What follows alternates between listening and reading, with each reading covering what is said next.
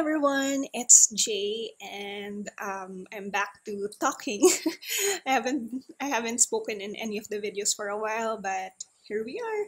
And I'm sorry if the uploads aren't very consistent, but well, at least we have an episode right now, and that's what's important, diba?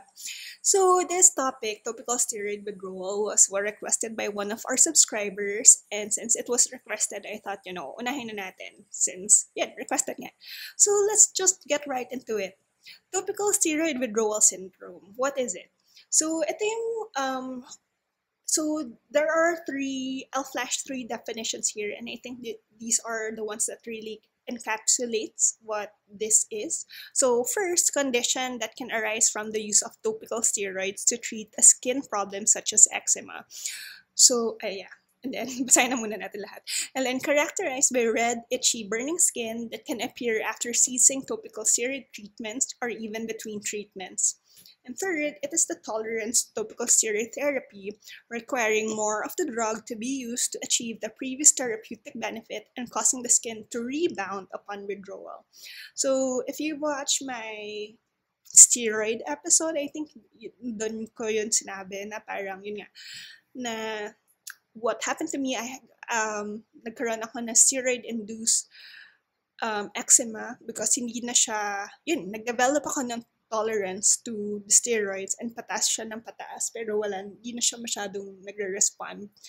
And then, nagkakaroon ako ng rebound effect na after a while, after 2 weeks, after basta bigla na lang siya babalik ulit. So, yan. So, what are the symptoms before discontinuing topical steroids? So, I'm just gonna flash it here and just read it.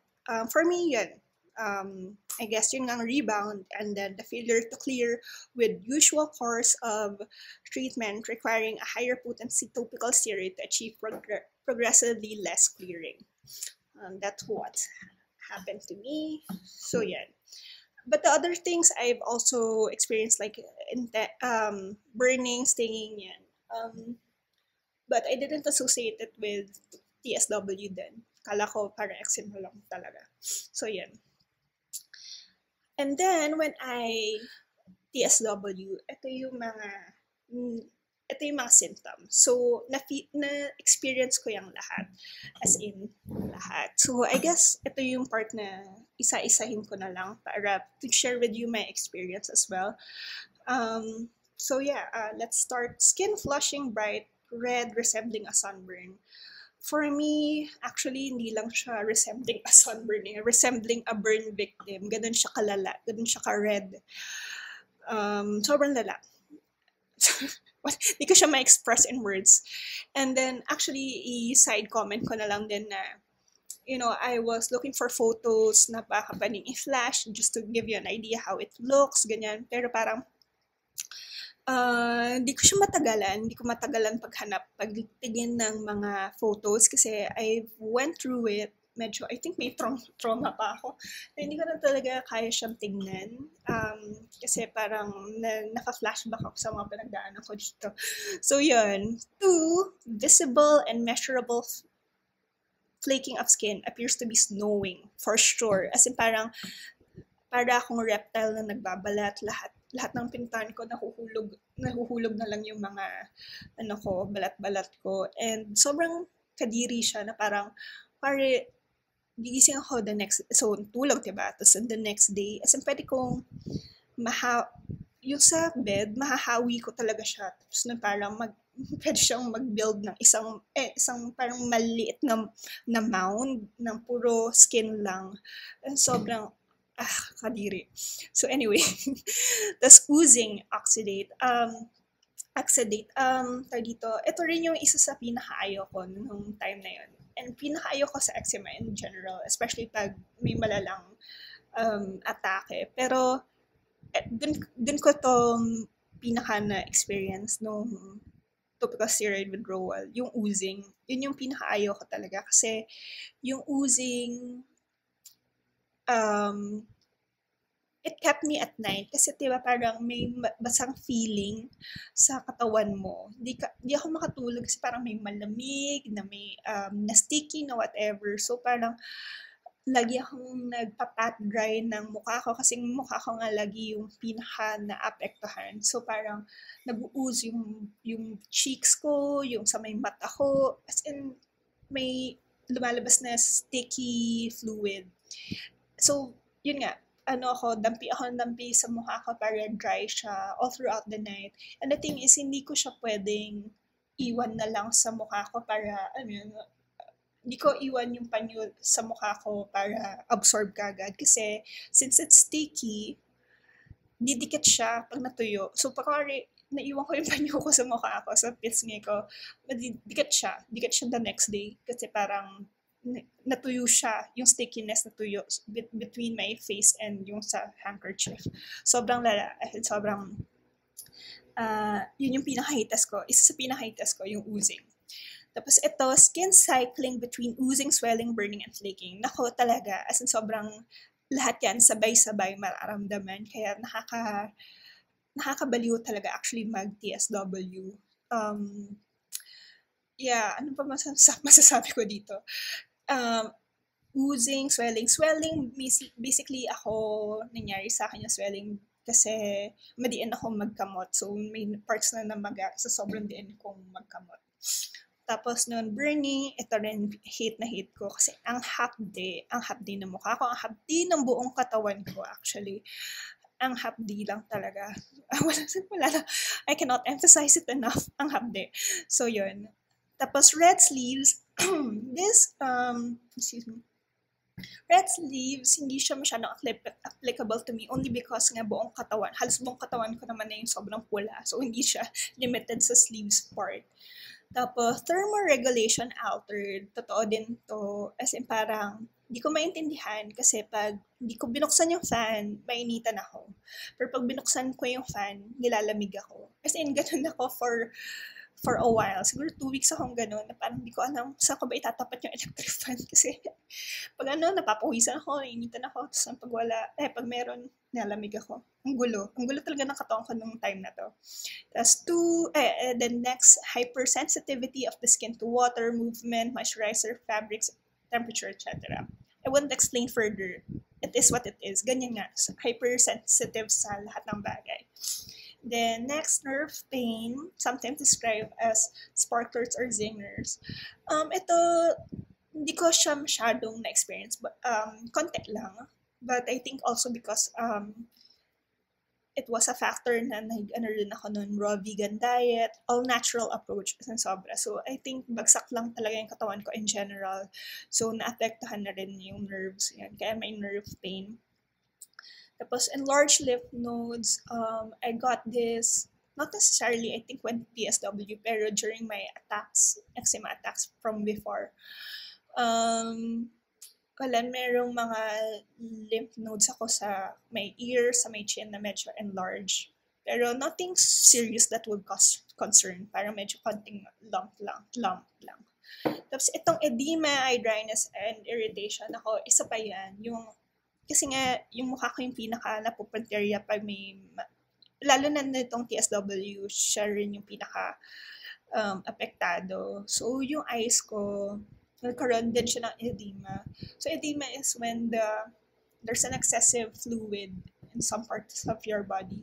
Kasi yun yung sabi ng isa kong doctor friend na parang siyang edema sa eyes ko. Kasi lagi ako nagluluha, lagi ako nagbumutal, nagluluha. So parang yun din, lagi ko pinapahid yung mata ko. Kasi, I don't know, apektado na kasi yung skin, bilang apektado yung skin around my eyes, apektado na rin siguro yung eyes. So yun, sobrang lala talaga. Tapos nagsisingkit na ako, ganyan. So anyway, the skin atrophy, I've explained this in my steroid episode. So balikan nyo na lang. But yes, meron din yun. Meron ding ganyang symptom. Hair loss, hindi ako nawalan ng buhok sa ulo, pero yung eyebrows ko yung nawala. As in, nawala siya, guys. Nakalbo. As in, eyebrows ko pa naman yung one of the things that I like. Like, it was naturally full, dark, ganyan. As in, yun. And then, nawala talaga siya. And every time actually na pag mayroon akong malalang eczema attack, yung eyebrows ko yung madaling manlagas, nanlalaga siya, and eyelashes. So, kaya ngayon talagang todong bantay ako sa eyelashes and eyebrows ko kasi ang hirap niyang patubuin. Lalo na eyebrows. It took months and years for my eyebrows to grow back to an acceptable acceptable stage. It never went back to the way it was. It's still I don't know if it will ever go back to the way it was. Pero ngayon at least yun, medyo mukha na siyang eyebrows ulit. Hindi na siya mukhang kalbo. So yan. Insomnia and altered body clock for sure kasi nga well this one is more of because of the other symptoms that I was feeling. So, hindi ako, sobrang uncomfortable kasi hindi ka talaga makakatulog kaagad. Kaya, yes, it would make you stay up at night. Appetite changes, fatigue, yes, and emotional fluctuation, depression, and anxiety, I would say totally yes. That was one of my lowest points in my life, really. As in, ang hirap niyang pagdaanan, sa totoo lang. So, if you're going through TSW or if you decide that you have to go TSW, you just really have to know na it will take more than like physical parang strength. Kailangan talaga ng mental strength. So yan. So what did I do to cope with TSW? So here are the things that I did. So during that time, kasi I just shifted from the allergist to a naturopathic doctor. I'm gonna be sharing with you in another episode the doctors that I have consulted with. Pero yan, for this time muna, yan. Backstory lang na I shifted to naturopathic doctor during my TSW. So lahat talaga natural approach. So even my moisturizer, para ako nag-topical steroid nag-topical withdrawal, as in maski moisturizers. So actually, from a lot of other people na nag-TSW, you would find out na parang marami sila, hindi lang steroids yung nilet go nila, maski yung moisturizers, which is my case. Talagang totally walang chemicals. Totally, I guess may chemicals pa rin konti ang mga I'm not sure. Pero, yes, yan yung ginamit ko sa mukha ko. Extra virgin olive oil for face and virgin coconut oil for body. So, talagang total natural approach. Both cold press, what does that mean? Cold press, ibig sabihin, hindi dumaan sa init, obviously, kasi cold nga. So, kasi pag dumaan sa init ang mga bagay, alam naman natin yan, pag niluto, dumaan sa init, pag dumaan sa processing na mainit, merong nag-change na chemicals, may nag-change na elements, or may nag-change sa nature ng bagay na iyon.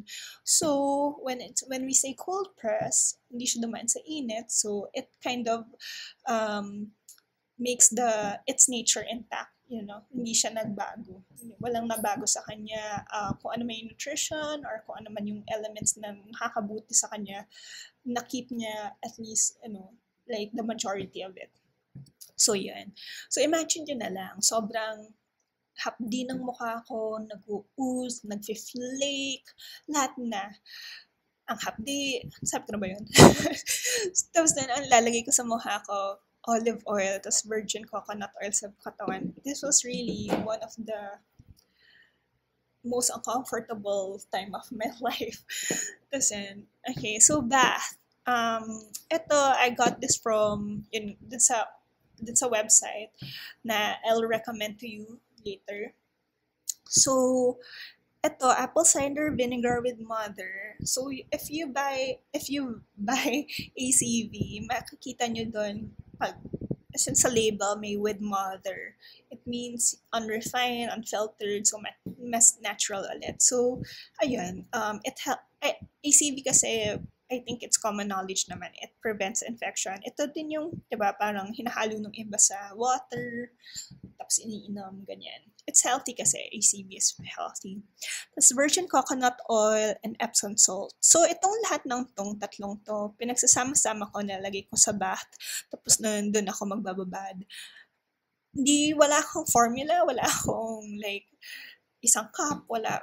tansya-tansya lang talaga. Tapos nun, magbababad nga ako like 10 to 15 minutes. I would say if anything, it calms me down. Alam mo yun, hindi ko sure kung how much it contributed for me to get better, like to expedite the process. Pero I feel like it helped me more mentally. Parang nakakalma kasi ako. Parang, parang feeling ko may nagawa akong ikakabuti ng katawan ko. So yeah, feeling ko more of mentally. Pero yes, after that kind of bath, may ginhawa. So I would recommend if you're going through TSW right now, or if you're about to, I think this is something that you can do. So yun. And then diet, raw vegan diet for 2 weeks and vegan diet in succeeding weeks.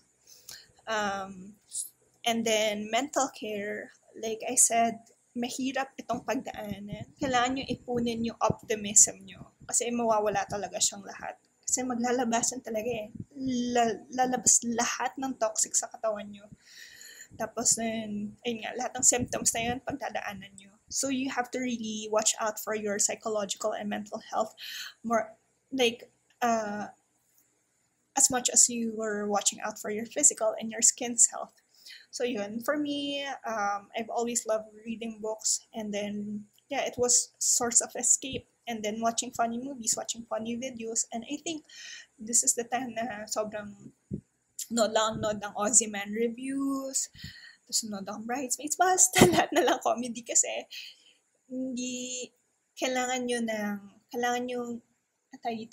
i-cheer up yung sarili nyo. You have to find ways to make yourself happy kasi ako, for me, I have a great support system, pero at that point, wala masyadong, dahil sa sobrang hirap ng pinagdaraanan, kahit anong sabihin ng mga tao sa paligid ko, wala siyang impact. Wala talaga.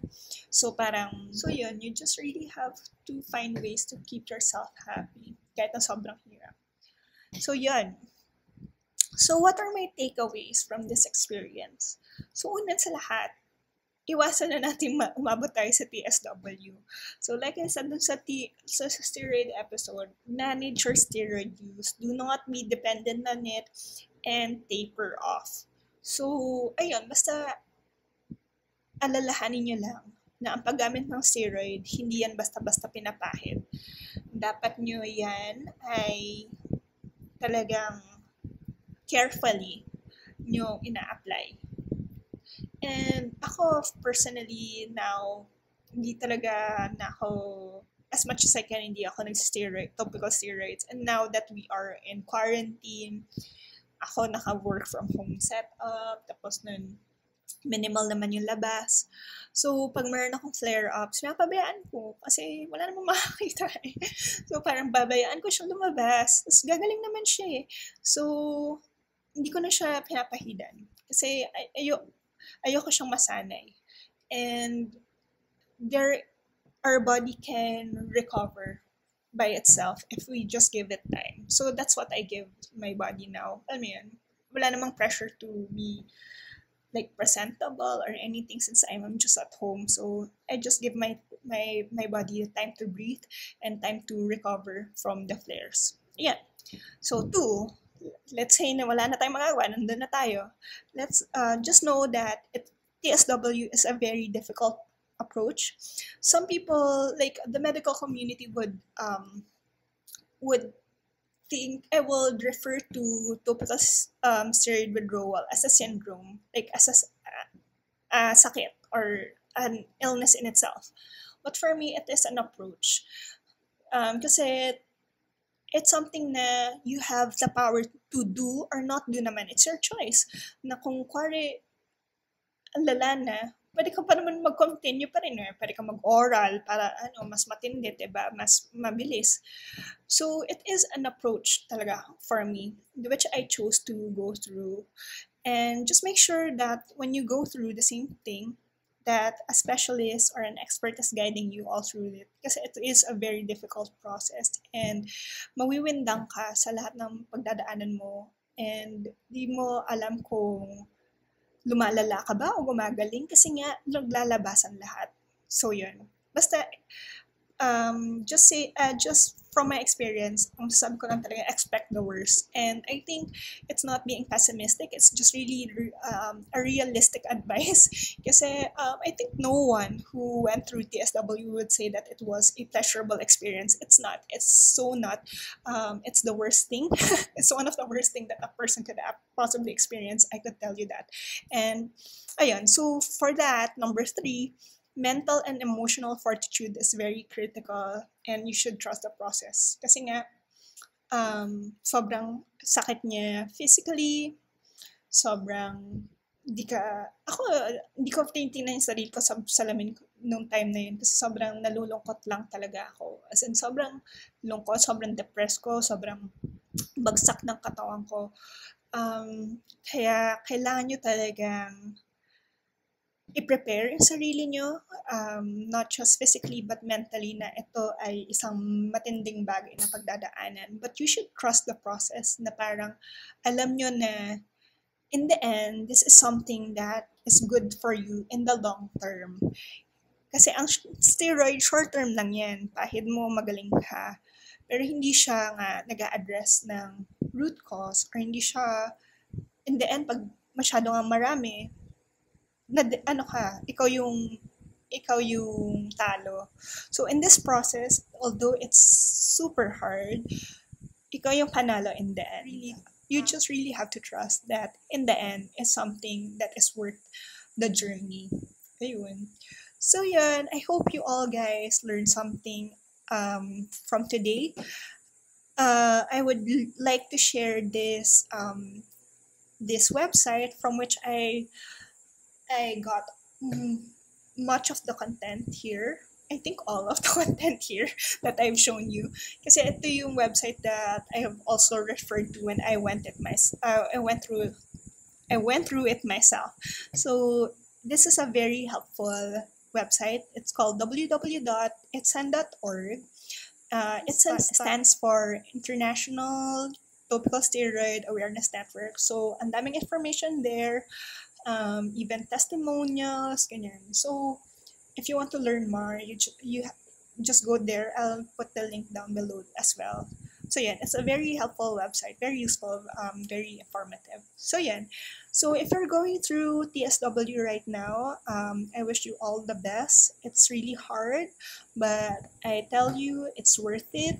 And just good luck. Just really, kaya mo yan. Yun talaga. Kaya mo yan and just soldier on. So yan, I hope everyone's doing well and managing their eczema. And yeah, take care guys and I'll catch you in the next episode. Bye-bye.